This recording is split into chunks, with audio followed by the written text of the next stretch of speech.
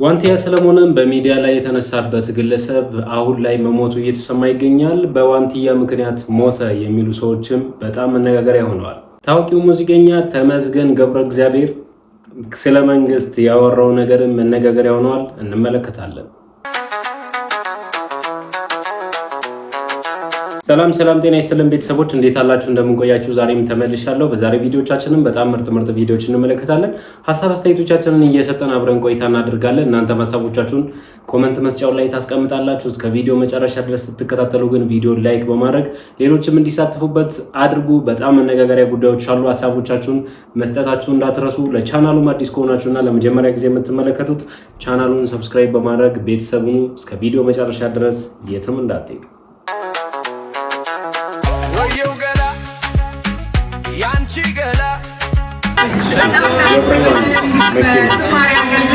አዲስ አበባ ላይ ብቻ ሳይሆን በመላው ሀገራችን እየዞረ ፈጣሪ ሲያገለግል ነበር። አሁን ደግሞ የበለጠ እንደሚሆን እንጠብቃለን። በጣም ደስ ብሎናል።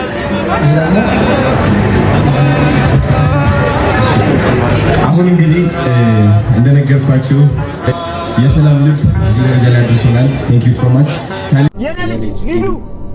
በቪዲዮ ግቢ። በቪዲዮ አኩርፈሽ ነው እናትሽ አለችኝ። ልደትሽን ስጠራ አኩርፈሻል በጣም። ሹፌር አባት ሲሆን ና ሲሉት ይውጣ እንጂ ሲፈልግ አይመጣም። ሹፌር አባት ሲሆን የልጁን ምርቃት ስልኩ ዝግ የሆነው ጅቡቲ በረሃ ጎማ ተኝቶበት እየቀየረ ነው። ሹፌር አባት ሲሆን ይወጣል በቋጥኝ ይተኛል ተራራ ጨለማን ይደፍራል ቤቱን ሊያበራ። ሹፌር አባት ሲሆን የእናቱን ሐዘን የአባቱን መርዶ በድንገት ቢሰማ እያለቀሰ ነው የሚቀይረው ጎማ። ይዘውራል መሪ እያነባ በጣም። ሹፌር አባት ሲሆን ና ሲሉት ይውጣ እንጂ ሲፈልግ አይመጣም። የኔ አበባ ቀንሽ ላይ ጎድዬ በጣም አኩርፈሻል። ይሄንን ወቂ ከርታታው አባትሽ በጣም ይወድሻል። አንዴ ድምፅሽን አሰሚኝ የኔ አበባ አንዴ ብቻ አባዬ በይ። ኪናደጋ በነገራችን ላይ አባት ሹፌር ያላችሁ ሰዎች ክብር ለአባቶች ለሹፌር አባቶች እንግዲህ ክብር ይገባቸዋል። የእውነት ቤተሰቦቻቸውን ለማስተዳደር ብሎ በረሃ ለበረሃ በየቦታው ይንከራተታሉና በየፕሮግራሙ ላይገኙ ይችላሉ። በጣም ያሳዝናል። ክብር ይገባቸዋል። ከብዙ ቆይታ በኋላ አርቲስቶች ትላልቅ አርቲስቶችን ሰብስቦ ሽምግልና ልቆ በክብር ተንበርክኮ ስሞ ጋቢ አልብሶ ሽማግሌነት ጠይቆ ሽምግልና ጥልቆ እሺ ተብሎ ተፈቅዶለታል። እንኳን ደስ አለ ያሬድዬ፣ እንኳን ደስ አለህ፣ እንኳን ደስ አለህ። እንግዲህ በዚህ አጋጣሚ ሊያሾ የምታስተላልፎ ለወለድካቸው ልጆችም እንግዲህ ተቆራጭህን እንዳትረሳ ነው ምልክ ያሬድዬ። ምክንያቱም ያሬድ ነብሩ ተቆራጭ አያደርግም ለልጆቹ አይቆርጥም እየተባለ ወሬ ከሰማን ያሬድዬ ደግሞ ልንሰድብህ ነው። እንዳትሰደብ ቅድመ ጥንቃቄ ለራሴ አድርግ። ለወደፊት ትዳርን እግዚአብሔር ይባርክልን። እንግዲህ ሁለቱንም ልጆችን በደንብ አድርገህ እርዳ፣ ቁረጥ አባቴ። እሺ ምክር ልንናገር ነው ያሬድ። ስለዚህ እንዳነገርኩ ነው ህይወት ይቀጥላል። ከዚችም ጋር ተፈታ ከዛችም ጋር ተስፋታ። ህይወት ካልተስማማ ከሚስማማው ጋር መሞከር ትችላለህ። ግን ደግሞ የወለዱልህ ሴቶችን ሪስፔክት አድርገህ መርዳት ያለብህን ረድተህ መስጠት ያለብህን ሰጥተህ እንድትኖር በዚህ አጋጣሚ የሴት ልጅ አይምሮ ከጭንቅላት ቦታውን ስቶ ኪስ መልክና ዳሌ ስር ከተወሸቀ መቼም አያዝንም አያመዛዝንም። ድምፃዊ አስጌ ዴንዳሾው በሴቶች ላይ ያነጣጠረ አወዛጋቢ ጽሑፍ በማህበራዊ ገጽ ላይ ካጋራ በኋላ ከፍተኛ ትችት እያስተናገደ ይገኛል። ድምፃዊ አስጌ በተለይ ሴቶችን አስመልክቶ ከዚህ ቀደም በተከታታይ አነጋጋሪ ሀሳቦችን እየሰነዘረ መምጣቱ ይታወሳል። ደግሞ በማህበራዊ ገጹ ያሰፈረው አነጋጋሪ መልእክት በብዙዎች ዘንድ ክርክርን ቀስቅሷል። ድምፃዊ ባስተላለፈው መልእክት የሴት ልጅ አይምሮ ከጭንቅላት ቦታውን ስቶ ኪስ መልክና ዳሌ ስር ከተወሸቀ መቼም አያዝንም አያመዛዝንም ሲል ሐሳቡን አስፍሯል። አስጌ ይህንኑ መልእክት ተከትሎ ይችንማ ወርደን እንነጋገር በማለት ለተከታዮቹ ለውይይት መጋበዙ በገጹ ላይ የተለያዩ አስተያየቶች እየተሰነዘሩበት ይገኛሉ። በዚህ ሐሳብ ላይ እናንተ ምን አስተያየት አላችሁ? ኮሜንት ላይ አስቀምጡልኝ። ሁሉም ሴቶች አይደሉም። በነገራችን ላይ ስማርት የሆኑ ሴቶች አሉ። በጣም ወንድን የሚያስነቁ ስማርት የሆኑ ለቤተሰብ ለባሎቻቸው ለሀገርም ጭምር የሚተርፉ ሴቶች ይችላሉ። እነሱን ደግሞ ክብራቸውን መቀነስ የለብንም። በጣም እንደዚህ ሐሳብ ለሌላቸው ሴቶች ክብር ይገባቸዋል። ግን እንደዚህ አይነት ሐሳብ ላላቸው ደግሞ እንግዲህ ልቦና ይስጣቸው ነው እንጂ ክብር አይገባቸውም ማለት እንኳን አንችልም። አሉ ወይ አሉ ብለዋል። እንግዲህ አርቲስቱ እናንተ ምን ትላላችሁ? እንዴ ማሪ ውጭ ምን ሰሪያለሽ? ቤት ይሞቃል ነው ማሪ ምን ነው ምን ሆንሽብኝ? አይና መለየት ፈልጋለሁ። አያብታም ትንሽ ወርስ ቢሳችሁ እንለያ እንዳንቺ እንለያ ባባል እኮ አንድ ቀን አብረን አንቆይም ነበር። ከጋብቻው በኋላ ተለያይተን ነበር። አሁን ግን ልክ ነኝ። ባል ካለፈ ገና በሶስተኛው ቀን ቤቱ ስጋ የለም። እንዴ ሩብ ኪሎ ስጋ 3 ቀን ቆቀቁ እየተመስገን ማለት እኮ ነው። ሩብ ኪሎ ስጋ እኮ ነው። እሺ ነው ንርቦኛል። እንዴ ሩቡን ታይ እንደሆንከው እሆናለሁ ብለሽ ነው ቤት የገባሽው። ደግሞ ስጋው ካለቀ ዱባ አለ አተርክ ካለ ባለፈው እሱን ከወጣ አድርገሽ ቀቀል ነው። ሽሮ አለ ቀቀለ ነው እንዴ ምን ማለት ባህል እኮ ነው። እና ምን ነው በገዛለው እናርዳለን። አዲስ ስጋ እንገዛለን አልክ? አዲስ ስጋማ ብዬሽ ነበር። አዲስ ስጋማ ገዛለሁ ለዘመን መለወጫ ነው። ገና እስከዛ ድረስ እና ማለት በባል ምድር በስጋ ብቻ አልከኝ። አይብ የለም፣ እርጎ የለም፣ ወተት የለም፣ ዶሮ የለም፣ ምግር የለም።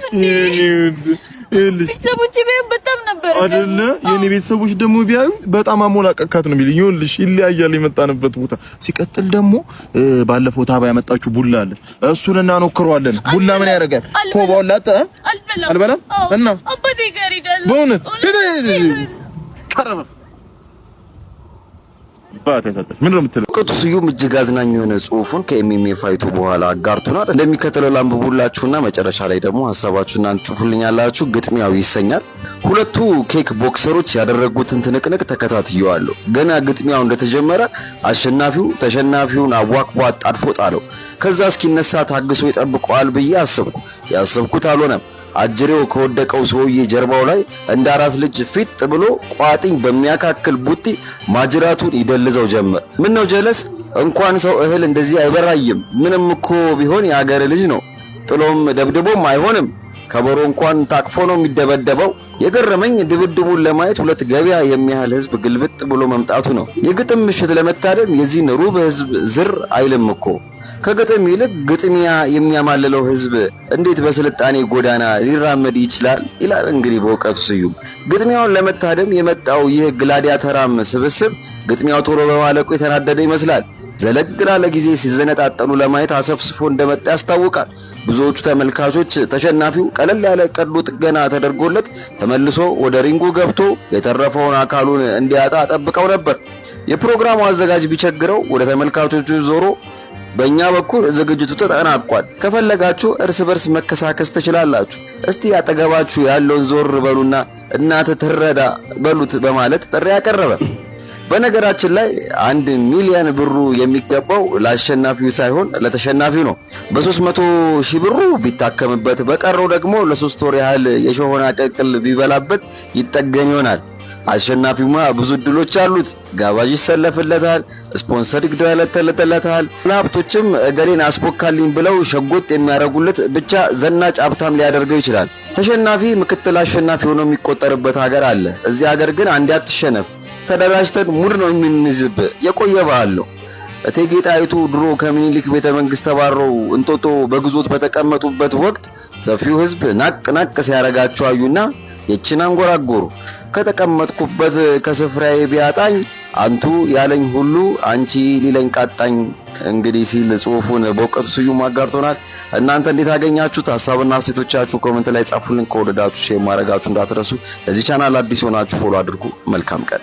በእውቀቱ ስዩም እውነት ለጥበብ ሲሆን እንደዚህ ሰው ግር ብሎ ይገባሉ የሚለው ሙዚቃ ካልሆነ ሙዚቃውም ደግሞ የሚገባው እኮ ሙዚቃውን ለማጣጣም ሳይሆን ለቅምቀማ ነው አብዛኛው ሰው የሚሄደው እና የግጥም ምሽት ቢባል የመጽሐፍ ምርቃት ቢባል ሰው ይሄዳል ወይ በቦክሱ ልክ? ይሄንን ጥያቄ ብቻ መልሱ። ከዛ ውጪ ቦክስ ሲባል ብዙዎቻችን ኤክስፔክት ያደረግነው ነገር አለ አውት ኦፍ ሳይንስ፣ ከሳይንሱ ውጪ ማለት ነው። የማናውቀው ነገር ውስጥ ሀሳብ የምንሰጥ ብዙ ሰዎች አለን። ለድብድቡ የወጣው ህዝብ ራሱ እርስ በራሱ ብዙ ነገር ሰምተናል ብቻና የበእውቀቱ ትዝብት በጣም አስገራሚ ነው። በጣም ልክብ ነው ደግሞ። ሌላኛው መነጋገሪያ ጉዳይ የገብረ እግዚአብሔር ሙዚቀኛው ዳንሰኛ ነበረ። በነገራችን ላይ መጀመሪያ ከዳንስ ወደ ሙዚቃ መጥ፣ ከሙዚቃ ደግሞ ያው ፖለቲካ ሁላችንም ተለይተን መኖር አንችልምና ስለ ኢንፍሌሽን ምናምን ማውራት ራሱ ያው ላክ ኦፍ ፖለቲክስ ነው እና የሆነ ነገር ተናግሯል ሰሞኑን። እኔ መድገም አልፈልግም። እንግዲህ አብይ አህመድ የሚባል ሰውዬ በጣም ዲክታተር በእውነት ነው የምነግራችሁ። ያው ተሙ ፖለቲካ አያምርብህም እንዳትሉኝ፣ ይሄ ፖለቲካ አይደለም። አነጋጋሪ መልእክትና ትችት ታዋቂው ሙዚቀኛ ተመስገን ገብረ እግዚአብሔር እንግዲህ አስተላልፈዋል። አብይ አህመድ የሚባለው ሰውዬ ኦሮሞ በጣም ጥሩ ጓደኞች አሉ፣ እነሱን እንኳን አይወክልም እና እባክህ ከኢትዮጵያ አናት ላይ ውረድ የሚለውን መልእክት መናገር ፈልግ።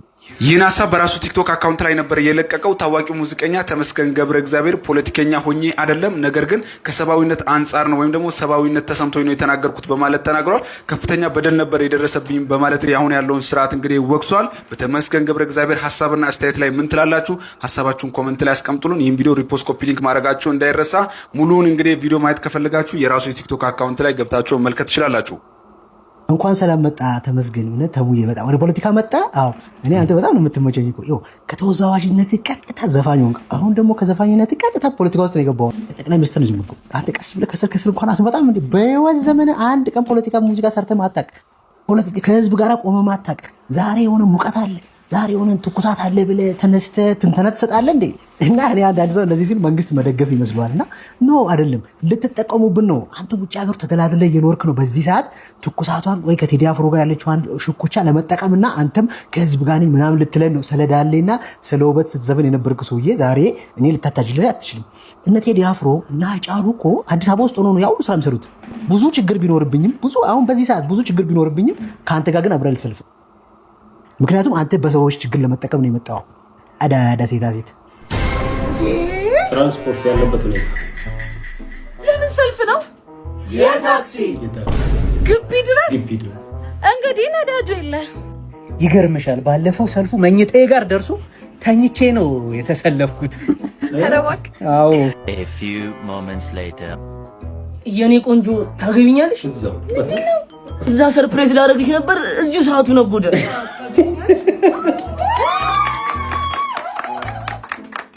3 weeks later ታክሲ ሰልፍ ስላልደረሳቸው ብዙ ነገር አለ።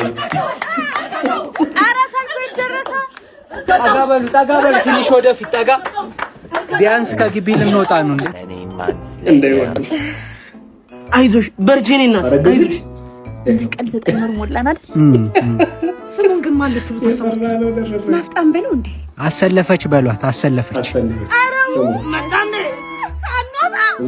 ፉክክሩ ጦፏል። ሰመረ ባሪያው ተጨምሯል። ከተወዳጁ አርቲስት ነፃነት ወርቅነህ ህልፈት በኋላም የቤተሰብ ጨዋታ ፕሮግራምን የሚረከበውን አቅራቢ ለመለየት በሚደረገው ምርጫ ውስጥ እስካሁን እንግዲህ የነቀምቱ አንዱዓለም በድጋፍ ያሲኖ ደግሞ በእይታ ቀዳሚነቱን ይዘዋል። ታዲያ አሁን ላይ ከባድ የተባለ ተፎካካሪ የመጣ ይመስላል። በሳቅና በጨዋታው የሚታወቀው ሰመረ ባሪያው የሙከራ ዝግጅቱን ለማቅረብ እነሆ ብቅ ብሏል። ሰመረ ባሪያው የሙከራ ዝግጅቱን የፊታችን ማክሰኞ ዕለት ምሽት 2 ሰዓት ተኩል ላይ በኢቢኤስ ቴሌቪዥን ላይ የሚያቀርብ ሲሆን ለእናንተ እንግዲህ ለቦታው ትክክለኛው ሰው ማን ነው ብላችሁ ታስባላችሁ? ሀሳባችሁን ኮሜንት ላይ ጻፉልን። ለቤቱ አዲስ ከሆናችሁ ፎሎ ማድረግ ቤተሰብ ይሁኑ። ላይ እኔ እስካሁን ከቀረቡት ሰመረ ባሪያው በጣም ልዩ ሰው ነው እና ያልኩበት ምክንያት ክብር ለሴፉ ፋንታሁን ይግባና ሚዲያ ላይ ካየናቸው በጣም ምርጥ ሀሳቦችን ከሚያቀርቡት ሰዎች መካከል ሰመረ ባሪያው በጣም ይለያል። በተለይ ለካልቸራችን፣ ለአስተዳደጋችን፣ ለገጠወጥ ነገሮች በጣም በቃ የሚሰጣቸው አሽሙሮች በቃ ከና አሽሙሩ ነው ኢቢኤስ ያመጣውና ማለት መጥፎ ነገሮችን መቃወም ማለት ነውና ትክክል ያልሆኑትን ነገሮች ትክክል መሆን እንዳለባቸው መታረም እንዳለበት ከሚናገሩት መካከል አንደኛው ነው። እስካሁን ከመጡት መካከል ሰመረ ባሪያው እኔ በጣም ተመችቶኛል። የቲቪ ሾው ልምድም አለው። እንግዲህ ፋና ቴሌቪዥን ሰርተዋል፣ የሆነ ቲቪም ሰርተዋል። አሁን አይኑር አላውቅም፣ ብቻ ማብራት ጠፋ። ቪዲዮቻችን አይተን እንጨርሳለን። ሌላኛው ይሄ ግለሰብ እንግዲህ ማንን ዋንትያን ከዚህ ቀደም ተናግሯት ነበረ። ለመደፈር ነው የተፈጠረችው፣ ብትደፈር ምንም አይገርም ምናምን ብሎ ተናግሮ ነበረ። ግን አሁን ላይ ፈጣሪ ነፍሱን ይማረውና አርፈዋል። ከማረፉ ጋር ተያይዞ የዋንትያ ግፍ ነው የገደለው እያሉ ሰዎች እያወሩ ይገኛሉ። ማንም ሰው ስለተናገረ አይሞትም፣ ስላልተናገረም ደግሞ ከሞት የሚቀር ሰው የለም እና የእውነት የሞቱ ጉዳይ እውነት ከሆነ እስከዚህ ድረስ እየተሰማ ስለሆነ ብንቆጠር መጥቼ ይሄን እስከምል ድረስ እንዴት እንደተደፋው ነው የምላችሁ። እዚህ ስሮጥ ይሄን ሰው እየታስታውሱታላችሁ። አንድ ሰሞን ዋንትያን ምንድናት ሴት አይደለች ወይ ምናምን ብትደፈር ምናምን ብቻ የሆነ ብሏት ብዙዎቻችን እንዴት እንዲላል ብለን ስንንጫጫ የነበረ ሰውዬ አስታውሳችሁት? አይ ቲንክ ኢሮፕ ነው የሚኖረው የልጆቹም አባት ነው አሉ። እንደሰማሁት ከሆነ ወድቆ ፓራላይዝድ ሆኖ ከዛ አረፈ አሉ። የምሬን እኮ ነው። ጌታ ምስክሬ እውነት ነው። እኔ የሱ ምንም አይደለም የሆነ ወራት በፊት ነው አይደለ ሁሉ ሰው በጣም ሲንጫጫ ሲናደድበት የነበረው ባንቲያ ወጣ ስታለቅስ ትዝ ይላችኋል? አስታውሳችሁ? ፖይንቱ ምን መሰላችሁ? ለነግራችሁ የፈለኩት ህይወት እንደዚህ ነው። በቃ እንደዚህ ነው። ሁላችን ኤቭሪዋን ሞት ጥላ ነው ስላችሁ ከኋላችን ነው ያለው። ለዛ ነው ለተንኮልም ለክፋትም ለጥላቻም ለምንም ዲፕ ሄዳችሁ መሄድ የሌለባችሁ። ክፋት በቃ የሚያስታውሰውን ሰውዬ እኔ ሞተ ሲባል የሰማሁት ስሰማ ሲናገር የነበረው ነው አይምሮ ላይ ሲያቃጭል የነበረው። እንግዲህ እግዚአብሔር ቤተሰቦቹን ያጽናና። እውነት ከሆነ ግን እስቲ ንገሩ፣ እውነት ነው? ኢትስ ዊርድ በጣም አይደል? ብዙ ሰው አንደበት ብዙ ነገር ብሏል። አዝነንበታል፣ ተናደንበታል። ለሱን የሞተው ለሱን የታመው እያልኩ አይደለም። ህይወት እንዴት ሂደቷ እንዴት እንደሆነ እንድናስተውል በቃ ምንም ከማንም በስተጀርባ የምንሰራው እግዚአብሔር ፊት የተገለጠ ነው። ምንም አይነት ስውር ነገር የለም ከእግዚአብሔር የሚደበቅ። ከሰው ነው የምንሰውረው፣ ከሰው ነው ከሰው ጀርባ የምንሄደው። ሰው ብቻ ነው የእግዚአብሔርን ኃይል የሌለው እና ሁሉን ማወቅ የማይችል። እግዚአብሔር ግን ሁሉን ያያልና መቼ እንደምንጠራ እናቅም። ነው ሲሪየስሊ አንዳንዴ ወርዛ ያረግም ለክፋት እንደተንኮል የማይባል ነገር ለማለትም እንሞታለን። በቃ አሟሟትም ደግሞ ሞትም ጥሩ ነው። አሟሟትም አለ የሚያስደነግጥ ሞት ደግሞ መጥፎ ያስፈራልና እውነት ነው።